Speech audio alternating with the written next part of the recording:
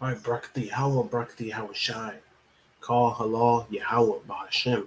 Yahweh Shai Bahashem. Ha Rakah Kodash. Double honors to the elder apostles of Grand Millstone who rule well. All right, and teach well and taught me this truth. And a sincere salutations to you, brothers, you hopeful elect brothers out there who are pushing the word in sincerity and in faith, man. All right. And this is going to be a real quick video. I'm just going to go ahead and play it. It's maybe like 46 seconds, but it says U.S. very concerned about China's provocative military activity near Taiwan. Following Beijing's most recent show of air power near the self-governing island, State Department spokesperson Ned Price said in a statement, quote, "The United States is very concerned by the People's Republic of China's provocative military activity near Taiwan, which is destabilizing, risks miscalculations, and undermines regional peace and stability. We urge Beijing to cease its military, diplomatic, and economic pressure and coercion against Taiwan." On Friday, China flew 38 military aircraft into Taiwan's air defense identification zone, believed to be Beijing's largest military outpost. It's messing up as usual. But as you can see right here, you got Taiwan, and then you got China. You can see that they got boats in between, and you best believe it's all kinds of shit in between that water, in between Taiwan and China. It's submarines, ships, boats, planes. Okay.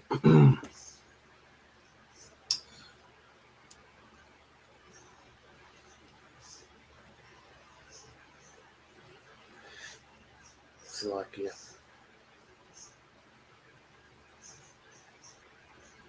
But it's going down, man. It's going down. If all these people who act like, what's it to us? This isn't a big deal to us. This is a big deal to you. Hey, man, you better be concerned about this. Hey, because you never know. These different events that happen can have a snowball effect. And they always do. They always do. All right. You saw what 9/11 did. 9/11 had nothing to do with, Iraq and shit. Yeah, like out of all the places in the world, why did they specifically go? Oh yeah, you can't forget Afghanistan. They went out to Afghanistan, Iraq. You know what I mean? These, different places. And why did they pinpoint that place? Because ultimately there's an agenda. There is some sort of agenda when it comes to this right here. Okay. This led me to um, Zephaniah chapter 2 and verse 9. Therefore, as I live, saith the Lord of hosts, the power of Israel, surely Moab shall be as Sodom, and the children of Ammon as Gomorrah. So Moab being so-called Chinese, and Ammon being so-called Japanese. It says, even the breeding of nettles and salt pits, and a perpetual desolation. The residue of my people shall spoil them, and the remnant of my people shall possess them. So you are going to be slaves also now. You proud ass Moabites. See, all you other nations, you're gonna serve up under the nation Israel. Point blank. So you trying to show jurisdiction, right? Because really, those people in Taiwan, those are just other Moabites. Now you got Jacob in there. You got a few other nations probably up in there, but for the most part, it is just Moab. Okay, so you got Moab against Moab, just like you got E against E. All right, and this is going to turn into a bigger issue. Okay.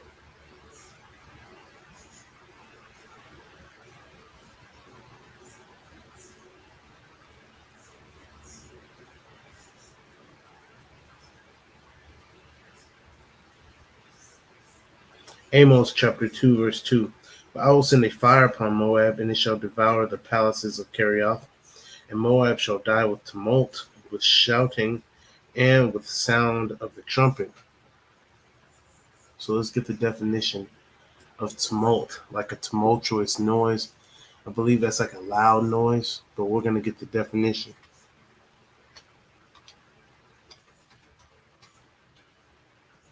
All right, so tumultuous is making a loud, confused noise, uproarious.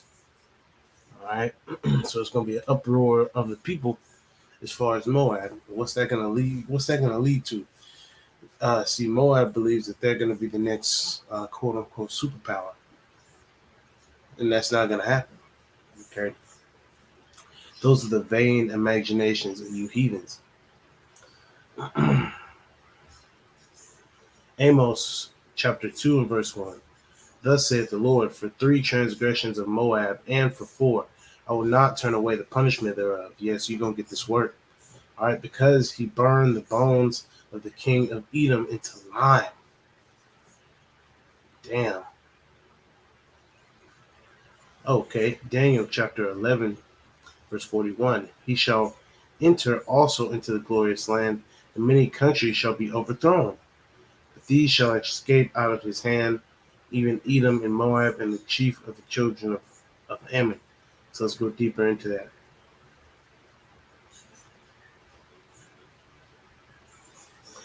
Verse 42. He shall stretch forth his hand also upon the countries, and the land of Egypt shall not escape. Okay. But he shall have power over the treasures of gold and of silver, and over the precious things of Egypt, and the Libyans and the Ethiopians shall be at his steps. But tidings out of the east and out of the north shall trouble him. Therefore he shall go forth with great fury to destroy, and utterly to make away many. And he shall plant the tabernacles of his palace between the seas and the glorious holy mountain. Yet he shall come to his end, and none shall help him. So let's go up.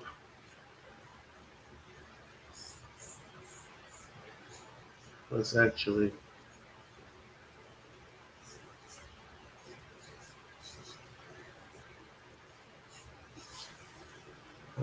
to Daniel 11 and 6. And in the end of years they shall join themselves together, for the king's daughter of the south shall come to the king of the north to make an agreement. But she shall not retain the power of the arm, neither shall he stand nor his arm, but she shall be given up, and they that brought her, and he that begot her, and he that strengtheneth her in these times. But out of a branch of her roots shall one stand up in his estate, which shall come with an army, and shall enter into the fortress of the king of the north, and shall deal against them, and shall prevail. And shall also carry captives into Egypt their powers with their princes, and with their precious vessels of silver and gold. And he shall continue more years than the king of the north.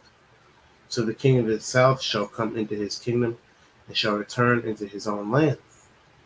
But his sons shall be stirred up, and shall assemble a multitude of great forces. And one shall surely come and overflow and pass through. Then shall he return and be stirred up, even to his fortress. And the king of the south shall be moved with choler, and shall come forth and fight with him, even with the king of the north, and he shall set forth a great multitude, but the multitude shall be given into his hand. And when he hath taken away the multitude, his heart shall be lifted up. He shall cast down many 10,000s, but he shall not be strengthened by it. All right, so once again, it's going back to war. Okay? Warfare.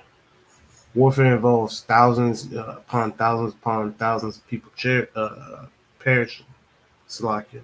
It says, for the king of the north shall return, and shall set forth a multitude greater than the former, and shall certainly come after certain years with a great army and with much riches. And in those times there shall many stand up against the king of the south. Also the robbers of thy people shall exalt themselves to establish the vision, but they shall fall. So everybody has this vision of being on top, being whether that's being the premier kingdom, being the premier nation. All right. So the king of the north shall come and cast up a mount and take the most fit cities, and the arms of the south shall not withstand, neither his chosen people, neither shall there be any strength to withstand. All right, this place is through.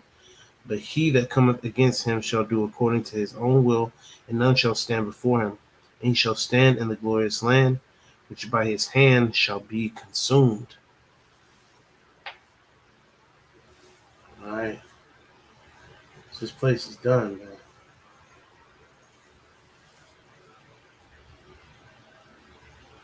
This place is done.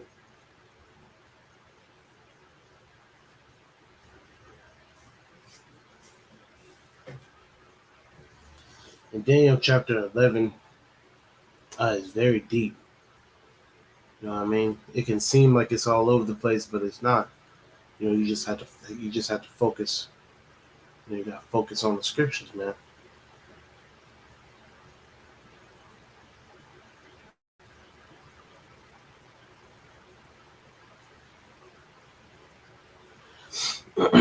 So I'm going to end the video on this precept. Jeremiah chapter 50, verse 14. Put yourselves in array against Babylon round about. All ye that bend the bow, shoot at her, spare no arrows, for she hath sinned against the Lord. All right. So all the other nations are going to encamp round about Babylon, okay, and shoot those arrows. They're not going to spare any arrows. What are those arrows? Those missiles, man. So you may get to see a little glimpse of what's going to happen over here, because they're definitely going to surround Taiwan. They may just fully implement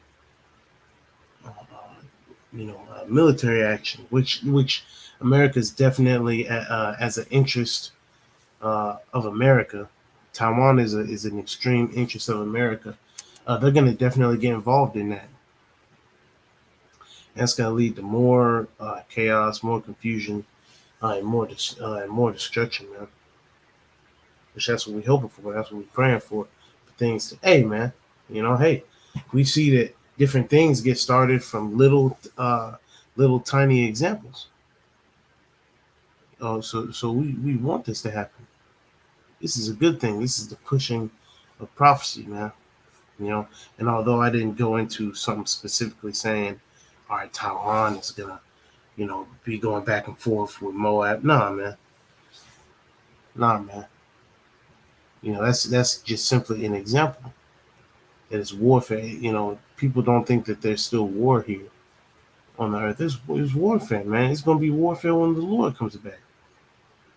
All right, when Michael and his angels, all right, through Yahweh Shemi Hawashai, are gonna stand up against the wicked one and his angels, man. Okay, and that they're gonna have a battle in the skies, man. And we're gonna be seeing that. We're gonna be see with this happening, this whole provocative military activity that's gonna ramp up. We're gonna be seeing more boats, more ships. This is the time, to mentally think about that, about the warfare that we're about to see.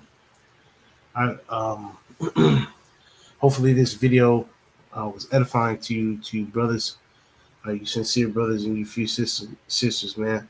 Barak call Akim to you brothers, man. May you brothers, continue to keep pushing, continue to keep looking for prophecy, and understand that these are indicators that we almost up out of here. And a lot of you guys say, well, y'all always say that we're out of here. Hey, you don't have to believe us. You can look at this. This is a big deal. Every time you turn on the news, somebody is about to go at it, or somebody is going at it, man. So we just gotta keep paying attention, watching, praying, studying, praying for brothers, edifying, going out on the highways and byways, doing our sit downs, doing our lessons, staying in the game, man.